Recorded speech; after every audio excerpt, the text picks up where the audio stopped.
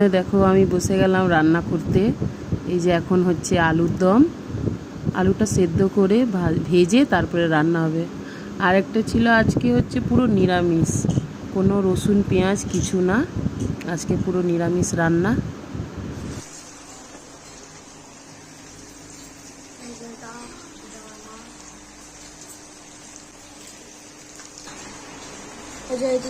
টাকাও টমেটো কাটছি, সব কেটে দিল।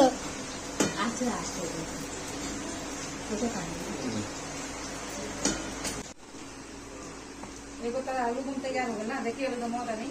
আলুর দম দেখা না, এই যে চানা মশলা আর আলুর দম। এই দেখো এখানে ফ্রাইড রাইস করেছি, ফ্রাইড রাইসটা দেখতে কি সুন্দর হয়েছে, খেতেও দারুণ হয়েছে। তারপর করেছি লাস্টে লুচি, লাস্ট হয়েছিল লুচি, গরম গরম লুচি হয়েছে।